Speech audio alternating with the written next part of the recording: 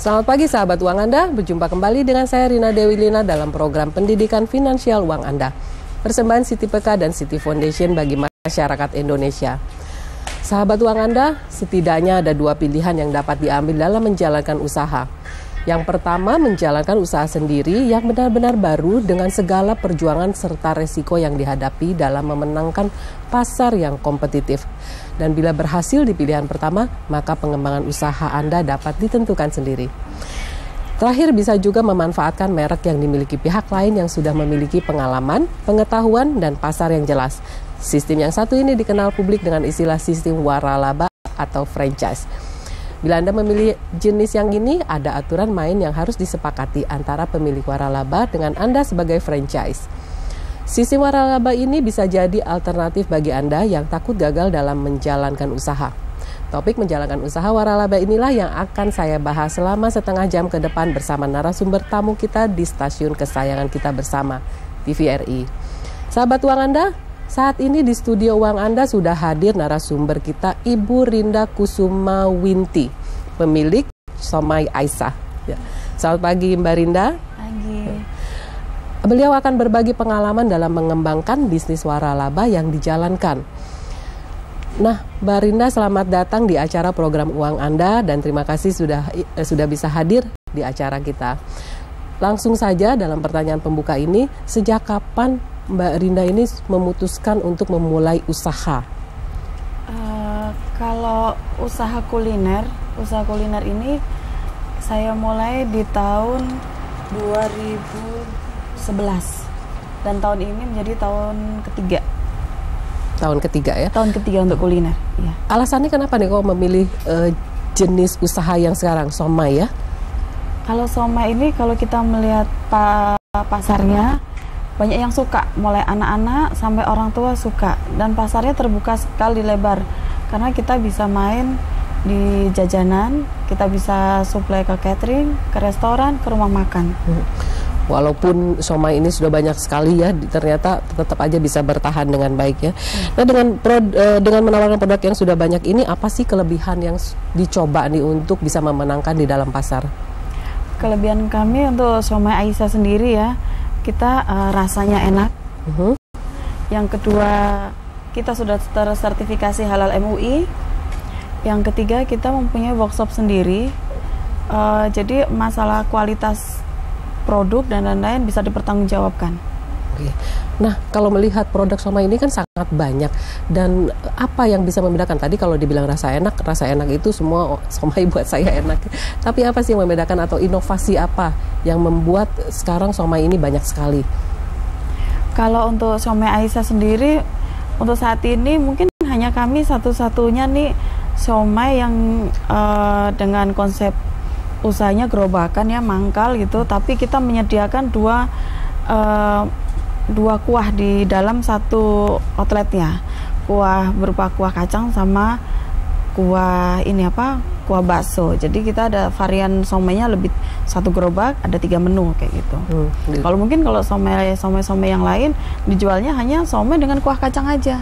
Untuk mengatasi kejenuhan itu kita coba dengan ada kuah bakso. Somai kuah bakso. Iya. Jadi nama produknya apa? Somai Aisyah gitu ya? Somai Aisyah. Somai iya. Aisyah ya.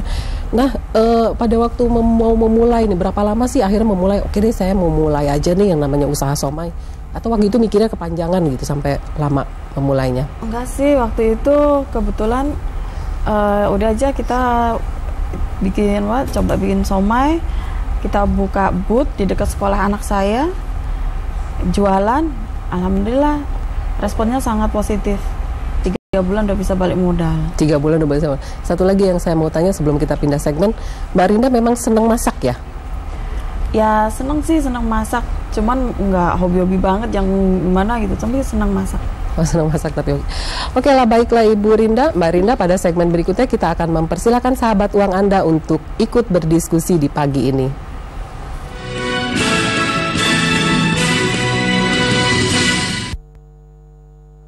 Kini saatnya saya membuka segmen interaktif di nomor di bawah ini. Bagi Anda yang berhasil masuk ke line interaktif, mohon mengecilkan volume suara televisi Anda serta tidak menyebutkan nama produk atau perusahaan. Dan langsung ke pertanyaan untuk memberikan kesempatan bagi penelpon lainnya. Jangan lupa passwordnya, uang Anda kendali di tangan Anda. Nah sahabat uang Anda, sambil menunggu telepon masuk, saya ingin kembali bertanya kepada narasumber spesial kita. Nah Mbak Rinda, mengapa akhirnya Anda memutuskan untuk menggunakan sistem waralaba? Karena kalau masalahnya masalah keterbatasan ini ya Pak, pengawasan. Kalau saya misalkan outlet itu nggak bisa sampai kemana-mana ya.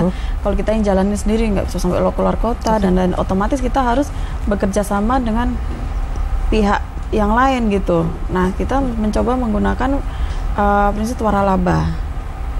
Jadi untuk mengembangkan, jadi supaya kita hanya konsentrasi di produk sama mungkin marketing secara global, ngenalin brand gitu kan. Nah untuk ngontrol di outlet-outlet itu kalau kita kan terbatas ya, kalau kita sendiri yang ini ya yang ngontrol gitu. Kita ini sistemkan waralaba itu. Sistemkan waralaba. Selama 3 tahun sudah bisa menjadikan waralaba ya. Iya. Luar biasa. Nah lalu bagi Mbak Rinda sendiri tantangan apa sih yang terbesar pada waktu memulai dan sampai saat ini selama 3 tahun ini? Saya memulai waralaba ini setelah saya setahun berjualan somai sendiri. Setelah setahun saya mencoba, saya jualan. Pada tahun kedua saya mulai mewaralabakan. Tantangannya satu, saya harus benar-benar mempersiapkan produknya itu firm dalam artian semua produk kita itu terstandarisasi, baik ikan, jenis tepung dan lain-lain. Itu harus dalam komposisi yang pas. Komposisi yang pas. Kita angkat teleponnya dulu ya. Halo, selamat pagi uang Anda. Selamat pagi. Selamat pagi. Selamat pagi, dari mana dan dengan siapa? Dari Dini di Palembang. Iya, silakan Ibu Dini. Pertanyaannya.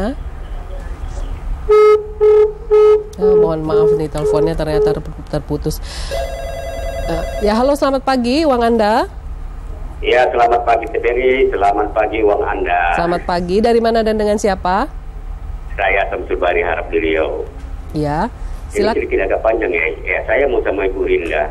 Iya, silakan pertanyaan. Ibu Rinda, saya ini kan dagang juga, rumah makan kantin Bunda. Saya di Bagan Serembah ya di Riau, terkenal dengan kota sawit dulu. Kalau orang Jawa bilang, wah tempatnya dolar gitu. Ya. Saya begini, pembeli ini saya lihat sangat cerewet loh. Saya ini kan jual kari kambing gitu. Saya sampai sumpah loh, ini daging kambing ini saya bertanggung jawab, ini memang daging kambing begitu ya. Langsung ke pertanyaannya Pak. Pertanyaannya gini, apakah juga konsumen di Jakarta begitu cerewetnya? Begini ya, kalau kuliner ini sate-satean ya, mereka nggak pernah tanya apakah ini ayam kampung, apakah ini ayam potong gitu. Kalau saya sudah jelas, saya nggak bisa main kampung gitu, sangat rewel lah begitu. Bagaimana ya? Kayak gini ya, tempat saya ya, kalau minum-minuman jus itu mereka hampir nggak mau, suku Jawa, suku ini nggak mau, mereka lebih suka minum whisky gitu. Jadi pertanyaannya Pak? Apakah konsumen di Jakarta itu beda tempat konsumen tempat saya ini? Terima kasih, itu aja. Baik, terima kasih atas pertanyaan. Kita akan teleponnya lagi yang lain. Halo, selamat pagi uang Anda. Selamat pagi. Selamat pagi, dari mana dan dengan siapa? Ini Pak Heri di Jakarta. Iya, silakan Pak Heri, pertanyaannya. Pertanyaannya kira-kira modal berapa itu Bu untuk mulai usaha begitu Bu ya? Modal berapa ya Pak? Ya, baik. Ya, terima kasih atas pertanyaan ya, Pak Heri. Terima kasih. Yang pertama kita akan jawab dulu pertanyaannya Pak Samsul. Dia bertanya apakah konsumen di Jakarta ini beda sama daerahnya? Kok bisa cepat gitu loh maksudnya perkembangannya? Sama aja sih Bu, kalau masalah perilaku konsumen ya, konsumen tuh bervariasi, cerewet, kayak gini, ini itu gitu kan. Cuman kembali lagi, kita masukan konsumen, kritikan konsumen itu perlu untuk membangun kita. Malah kalau nggak ada kritik membangun, konsumennya malah nggak cerewet, tiba-tiba kita ditinggalkan begitu aja, itu malah bahaya. Kayak gitu. Oke. Nah, jadi sebenarnya konsumennya sama aja nih, cuma berarti ada yang berbeda dalam cara pemasarannya. Karena memang selera orang juga berbeda gitu kan. Cara orang makan mungkin kebiasaannya udah suka pedas, ada nggak kayak bumbu somai gitu kan. Nah, kita selalu punya standarisasi makanannya itu seperti ini gitu. Jadi melakukan standarisasi ya. Iya. Lalu yang pertanyaan kedua dari Pak Heri, dia bertanya modalnya waktu itu awalnya berapa?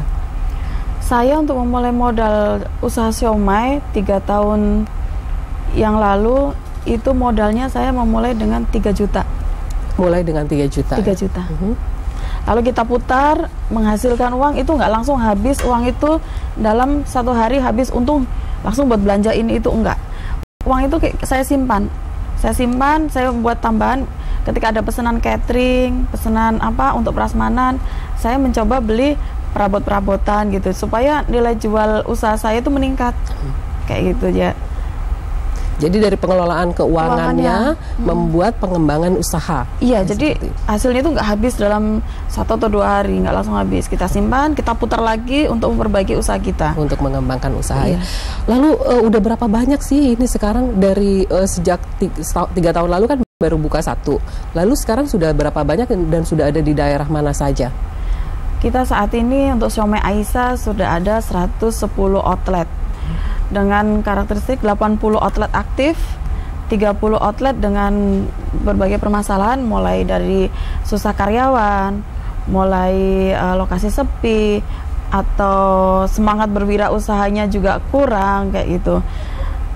Kita sudah ada di Jabodetabek, Lampung Utara, Tegal, next insya Allah minggu depan Yogyakarta. Jadi sudah ada di sekitar daerah dan masih ingin dikembangkan lagi di seluruh Indonesia. Indonesia, ya? Betul. Oke, nah lalu apa sih yang harus dipenuhi untuk bisa melakukan bisnis waralaba ini? Tapi kita angkat dulu teleponnya ya. Halo, selamat pagi Wang Anda. Halo, selamat pagi. Halo, selamat pagi. Selamat pagi, dari mana dan dengan siapa? Dari Sukron. Iya, Pak Sukron dari mana? Di Jakarta. Jakarta, silakan pertanyaannya.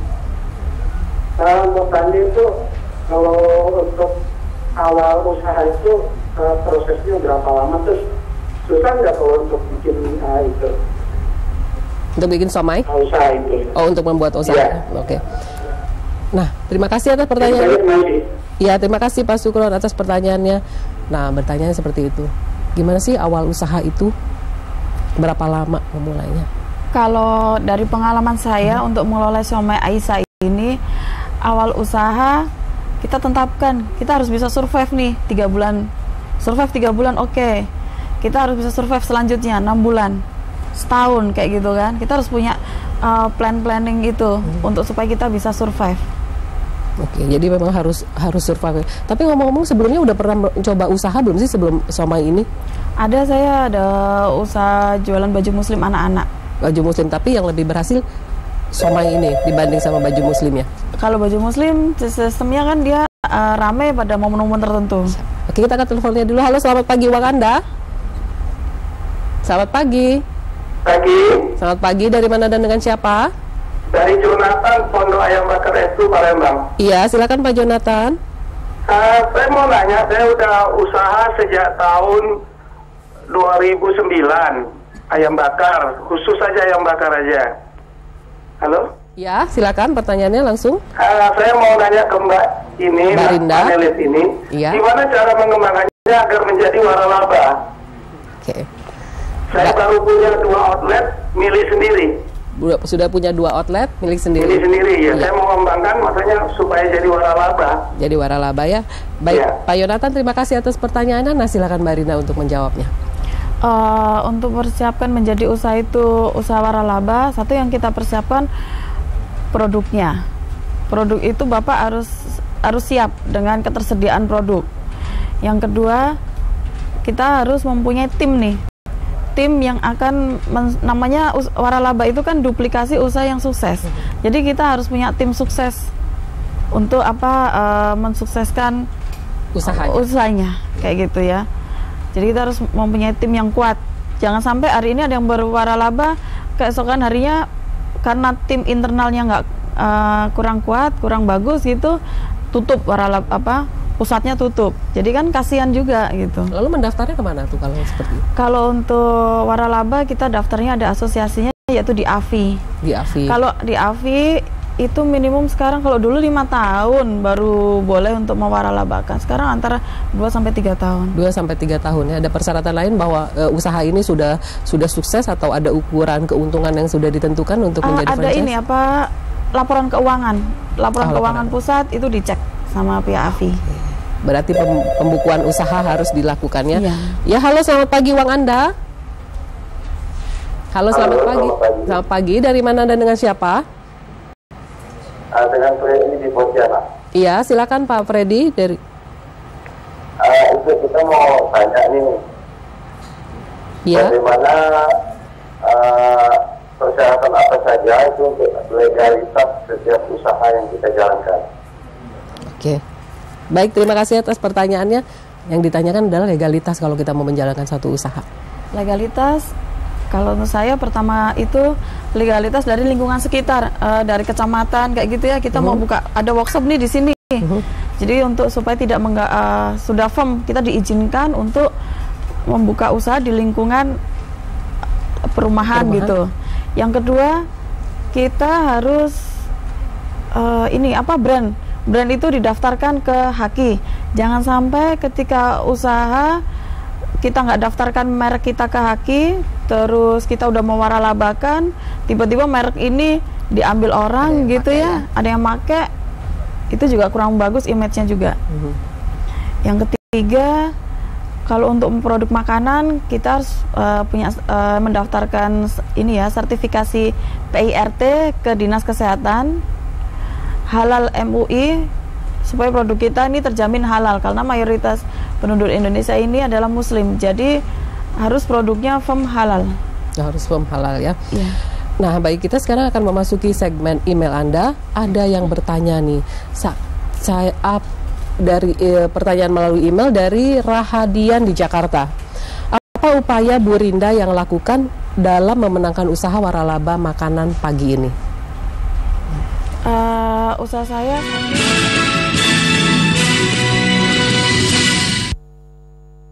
itu harus stabil, selalu standar. Yang kedua, saya harus selalu memperkenalkan brand Siomay Aisyah dengan melalui Twitter, iklan atau sistem sponsorship kayak gitu. Saya harus sering-sering ikut event kuliner untuk memperkenalkan, oh ini Siomay Aisyah rasanya enak kayak gitu. Nah, demikian sahabat Uang Anda, segmen email Anda. Nah, sahabat Uang Anda, saya yakin banyak sekali inspirasi yang dapat kita peroleh dalam episode Uang Anda kali ini. Sebelum menutup acara ini, saya ingin mendengar tips dari Ibu Rinda Kusumawinti dalam mengelola bisnis waralaba yang dapat diikuti oleh sahabat Uang Anda. Silakan Ibu, tips-tipsnya. Tipsnya dari saya, satu, persiapkan produk itu dengan baik. Yang kedua, siapkan tim di internal usaha kita, internal di usaha kita untuk selalu full support, timnya solid supaya usaha ini berkelanjutan. Yang ketiga, selalu membina hubungan yang baik dengan para mitra. Kita harus bersilaturahmi, kita harus say hello kayak gitu ya, cek bagaimana penjualannya, ada keluhan kayak gitu. Kita harus membuka diri pada saran dan kritik. Pada saran yang kritik gitu. Dan sertifikasi kayak gitu juga diperlukan, Bu. Sertifikasi itu juga diperlukan ya. Nah, selanjutnya ada pertanyaan yang datang dari fanpage kami dari Anggoro di Surabaya. Bagaimana membangun manajemen bisnis waralaba yang baik, terutama kepada franchisee atau orang yang akan mengambil waralaba Anda? Jadi kita itu, kalau di saya itu ada semacam surat perjanjian. Itu isinya hak dan kewajiban si franchisor ini apa, si franchisee itu seperti apa.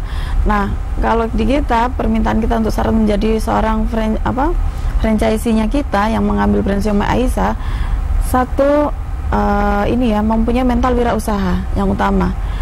Karena memang namanya menjalankan bisnis, apapun itu, baik bisnis waralaba atau bisnis yang dia kelola sendiri, itu risikonya sangat besar. Tidak ada bisnis yang menjamin akan sukses 100%. Jadi kita minta semangat berwirausahanya harus tinggi. Yang kedua, tadi menyediakan karyawan, tempat usaha kayak gitu, Bu. Nah sekarang kalau tadi itu yang saya mau tanya itu tadi mental bisnis ya, mental bisnis itu misalnya nih kan banyak juga sekarang orang yang mau mencoba berusaha ya walaupun dia misalnya tidak punya mental bisnis, tapi sebagian orang juga ada yang berhasil dengan cara seperti itu. Kira-kira mental seperti apa sih yang diperlukan? Apakah ketika gagal dia jangan berhenti misalnya ya? Karena kalau gagalnya berhenti berarti dia merealisasikan kegagalan, atau dia harus seperti apa? Ini harus kita itu harus membangun mental kita ini selalu fokus pada apa sih yang tujuan kita dengan mengelola usaha ini. Kita pakai kendaraan usaha kita ini sebagai jalan untuk menuju sukses. Untuk sukses, satu, mentalnya harus kuat. Kita harus kuat, kita harus bisa survive itu tadi. Survive, terus selalu mental wirausahanya dijaga, sabar, selalu belajar mencari-cari ilmu, ikut komunitas. Kalau saya ikut komunitasnya di TDA Depok, di TDA ikut komunitas, bergaul dengan orang-orang yang seirama gitu ya, yang seenergi. Jadi energinya selalu positif terus dan selalu ada motivasi. Kita nggak ngerti menjalankan, kenapa ya usahaku begini, kenapa usahaku begitu.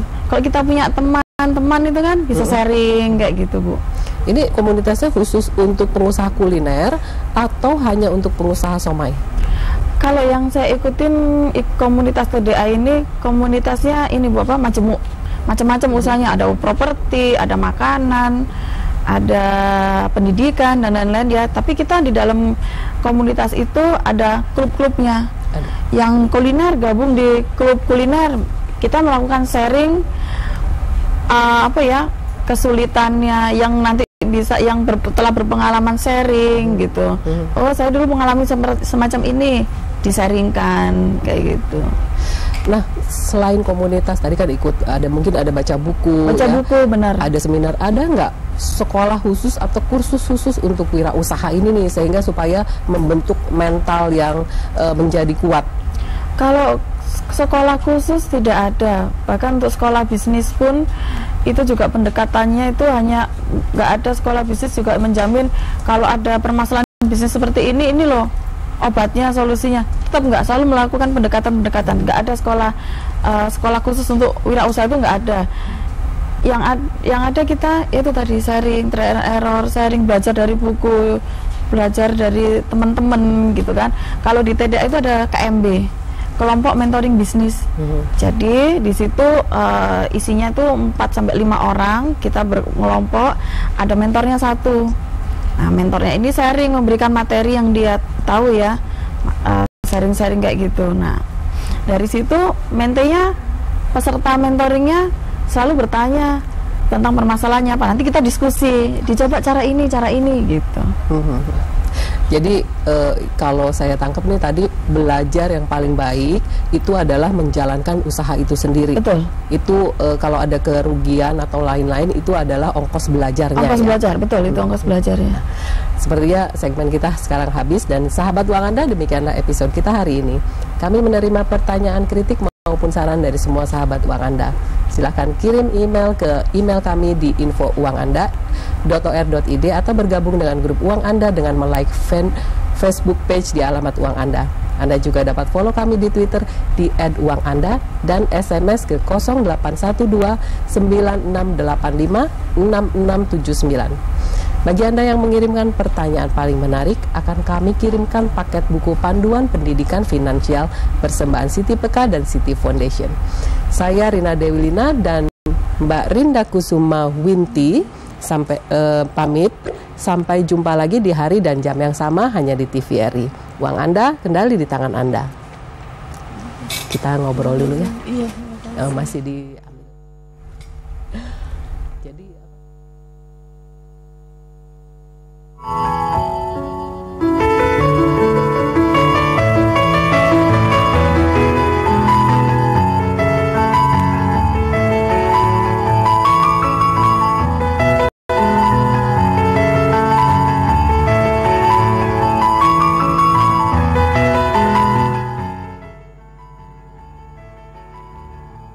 Acara ini dipersembahkan oleh